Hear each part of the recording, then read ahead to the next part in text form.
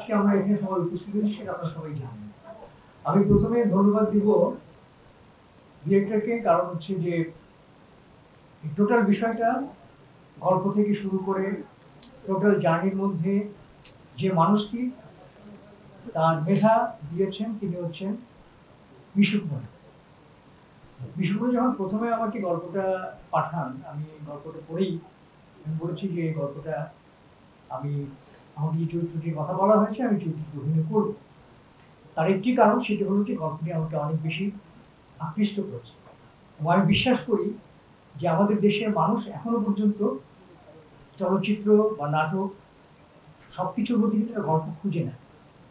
আর যারা আমরা অভিনয় করি তারা কিন্তু প্রথমেই গল্পটা কি, সেই গল্পটা তাকে কাছে টানছে কিনা সেটি হচ্ছে মূল বিষয়। তো গল্পটা আমাকে খুব কাছে টেনেছে, আমি খুব পছন্দ করেছি এবং আমি পছন্দ করেছি বলেই কিন্তু আমি মিশুককে বলেছি যে হ্যাঁ আমি চরিত্রে অভিনয় করব। মিশুক বলেছে আমি খুব ছোট্ট একটি চরিত্রে অভিনয় করছি। আমি মনে করি যে অভিনয় শিল্পীর কাছে চরিত্র ছোট বা বড় কোনো বিষয় হতে পারে না। একটি নাটক বা একটি চলচ্চিত্র পূর্ণাঙ্গভাবে যদি আমরা দর্শকদের সামনে উপস্থাপন করতে চাই এবং সেটি যদি দর্শকদের কাছে ভালো লাগে তাহলে কিন্তু টোটাল বিষয়টি টোটালিটি নিয়ে কিন্তু দর্শকদের সামনে উপস্থাপিত হয়। সেখানে যে চরিত্রগুলো থাকে প্রত্যেকটা চরিত্রই আমি মনে করি গুরুত্বপূর্ণ চরিত্র এবং এই প্রত্যেকটি চরিত্রে যারা অভিনয় করছেন তারা প্রত্যেকেই গুরুত্বপূর্ণ।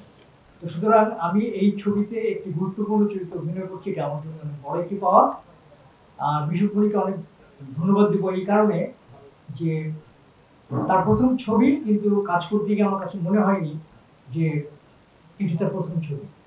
কারণ একজন ডিরেক্টরের যে মানসিকতা থাকে যে আমি আমার সর্বোচ্চ ভালোটি না পাওয়া পর্যন্ত ওকে করবো না, সেটি তার মধ্যে দেখেছি।